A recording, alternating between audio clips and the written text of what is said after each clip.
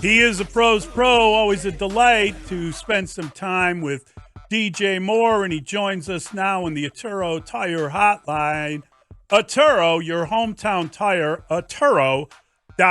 DJ, good morning. How you doing? Good morning. I'm doing good. How you feeling physically, man? You take some big shots. That worried me, that hit yesterday. It was a rough one. Yeah. I mean, it's a little sore, back a little sore, but I'm doing good. So, DJ, big picture, when you look at how tough that must have been to take, that loss and the Hail Mary that everyone has now seen dozens of times on highlights, how do you prevent one loss from becoming two? How do you prevent one game from defining your season? Looking at the tape today and seeing what could have prevented that from even being a play that they can have at the end of the game.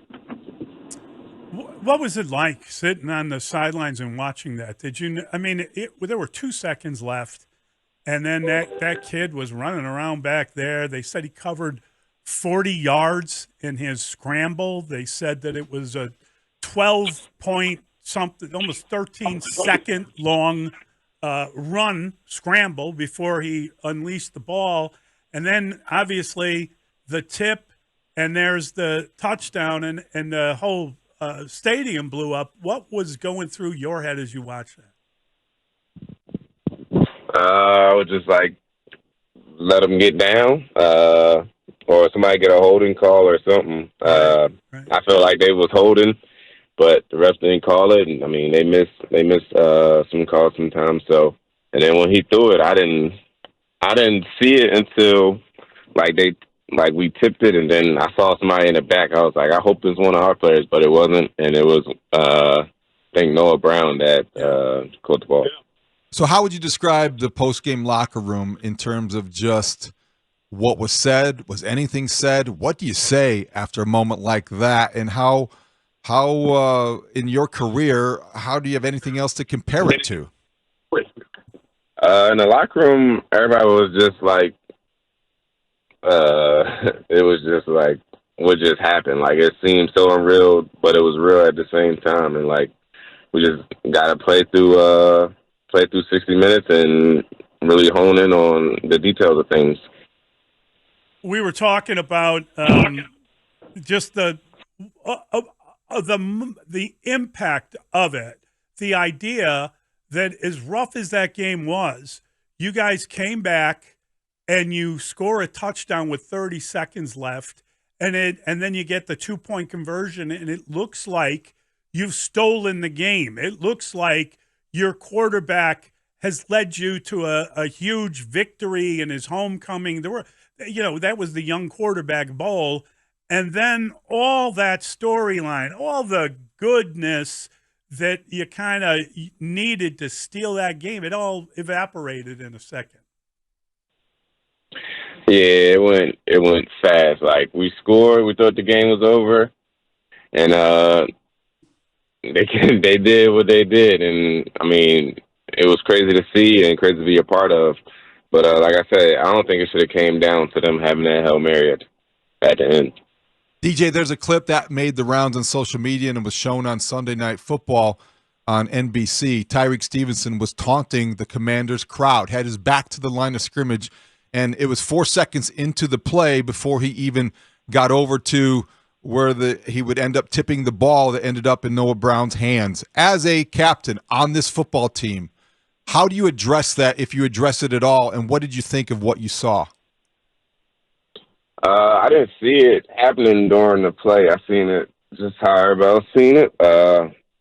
Was on, I think, Twitter, and I had seen it, and a few of the captains was talking about how we need to really address that. And I seen that he put something out about how he was sorry, but we still got to address it as a leadership group and in front of the team. What do you think that means? What happens to Tyrique, do you think? Nah, I don't know. That's not up for us to do, but we can address it as captains, and I mean, upstairs will have to do what they were going to do.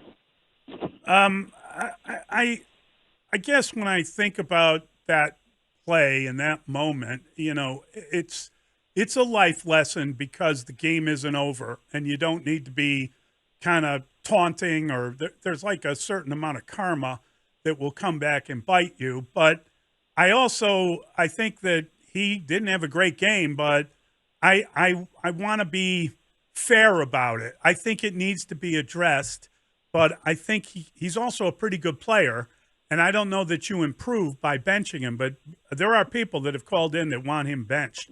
I just don't know that that's the answer. I mean, you can do that, and then I don't know. I mean, it's a lesson learned for sure. He won't do that again. But if you bench him, it's just like that one play is. I mean, it's a big play, but that one play don't define him as a player. This segment with DJ Moore is sponsored by Busey Bank, building business, growing wealth since 1868. All right, let's talk about the offensive play calling, especially the handoff to Doug Kramer, the fumble on 3rd and goal from the 1. DJ, I just wonder from your vantage point, what was going through your mind when that play was called? There's a lot of reaction to the fact that play should never have been called. Help us understand what the thought process was from Shane Waldron. After I had caught the ball, and then I was in the tent for those plays, and I came out to the Commanders just with the ball running downfield. I didn't know what happened until people was telling me that we called that play to Doug. Yeah, I mean, again, that was a crazy idea because at the time you were trailing in the game and you guys were struggling to score. You get to the 1 yard line. I mean, why not play it straight? Why do anything that is unusual? And then the fumble, it was almost like a worst case scenario type thing. And when I saw the guy pick up the ball and run it, all I could think of was like, he had to be down. He had to be down. Because then I was worried that was like it was a touchdown the other way, and that would have really, really been a problem. Yeah, that would have been a real big problem if they would have had scored on that play. I don't know. I don't know how to say it, but I don't know the reason behind the play call. I mean, it's been up for a few weeks, but I didn't think we would actually get it called in a game like this. But when I came out the tent and just seen him running, I was just like, what the hell happened? Is it fair to wonder where the team's confidence in Shane Waldron is as a play caller? Is that a fair question? I mean, to the outside, yeah. I know. For us, we just got to go out there and do what's called and make sure we're on the details of things, and then we could try to make something shake.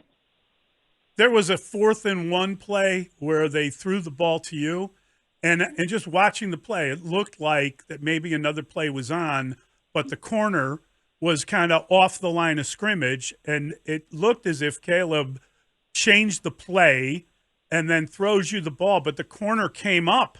He kind of fooled him maybe on that particular play, and then obviously no first down. Can you walk us through that play? What happened on it? Yeah, I had the same thing regardless. I had the little bubble. He threw it. I mean, I made him miss, but he had the back of my helmet, so I really couldn't go forward, and I thought it was going to be a flag, but they didn't call it, so I was just like, wow, this is like amazing. This is the type of game we're going to have right now.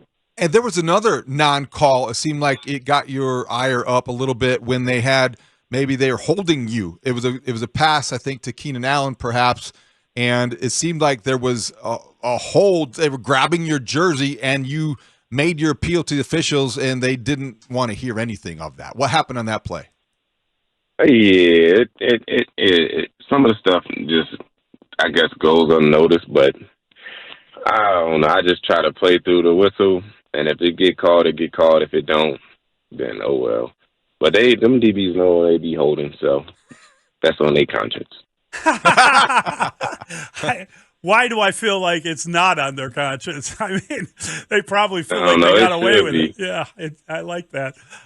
You're a good man to expect them to. They should confess. They should just raise a hand. It was me.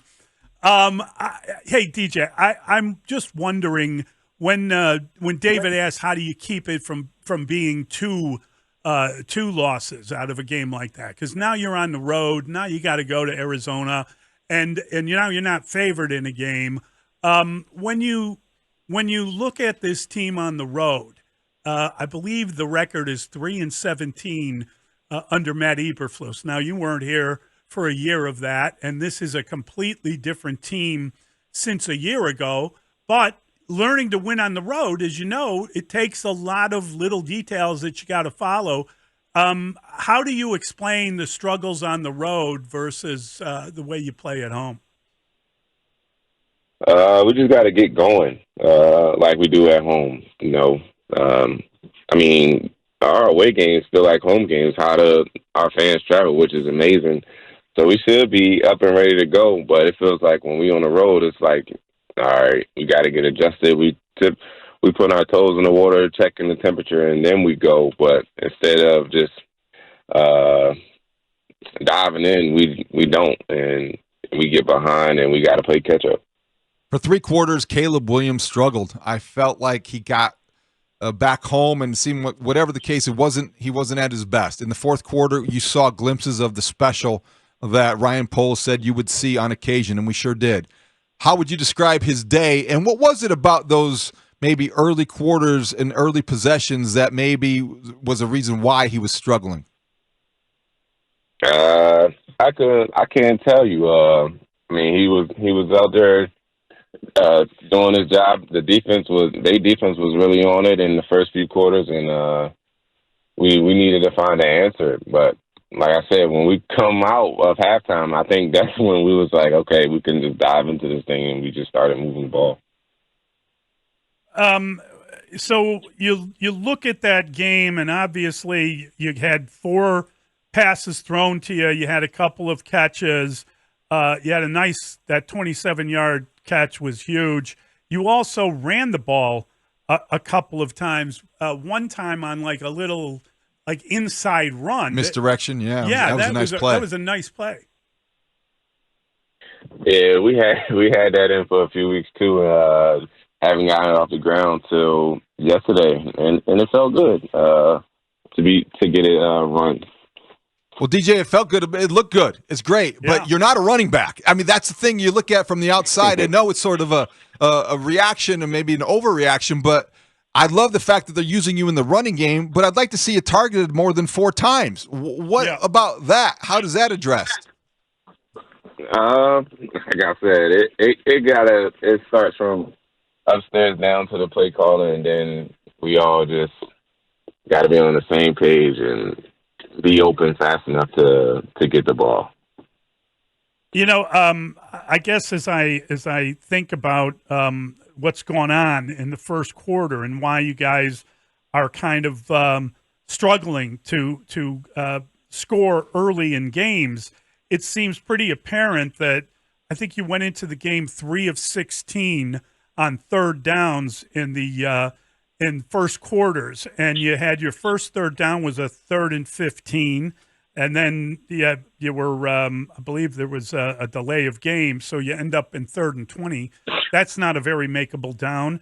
And then your next one was 3rd and 10. So is there something going on? Like when we talk about the failure to get started early, are you in too bad a down and distance on third downs? I mean, only a couple in that game, but it still is very difficult to get on the scoreboard when you're not doing well on first and second down. Yeah, when you're not doing well on first and second down, the third downs is more challenging. You're either behind the sticks some or behind the sticks a lot, and that's where you want to stay out of in the league, because it's going to be hard because teams are going to just sit at the sticks and then expect your quarterback to make a perfect throw or a perfect play. So, DJ, you've been in the league long enough to understand the mentality of fans and media after a loss like this. You've been in Chicago long enough to know how passionate people are in watching, and their reactions may become overreactions. So I ask you this. After a loss like yesterday, that you can look at decisions made by the coaching staff, things that were done and maybe not done. from your vantage point as a leader on this team, how much confidence does this team have in its coaching staff? I want to say we still got a lot of confidence. You know, they put in good game plans, and we just got to go out there and execute them for 60 minutes. So I know nobody is going to come in with their head down today or this week, and everybody's going to be still in high hopes because we still above 500, and we're going out there to beat the next opponent, which is the Cardinals. I'm curious. So that they call it DMV, the District of Columbia, Maryland, and Virginia. You obviously went to Maryland. Did you have a lot of people at the game? Did you have? I know there were a lot of Bear fans there, but I'm saying, did you have a lot of college chums that turned up for you? No, I didn't have no college people turn up for me. How close is that to where you went to college? And a couple hours, right? It's not even that far, is it? It's a pretty close drive. Probably like 30 to 45 minutes, depending on traffic. Oh, wow. What was the flight home like? Was it as quiet as some might imagine? What did you guys? Is this going to be an easy loss to get past just because you're a professional, you're in the middle of a season? What's the mindset now? The mindset on the plane was everybody was talking about it on the bus, and then when we got on the plane, I think everybody was on their iPads rewatching the game, and then that was it. But I had fell asleep as soon as we got on the plane, so I really don't know what everybody else did. What time did you get home? Midnight. Wow.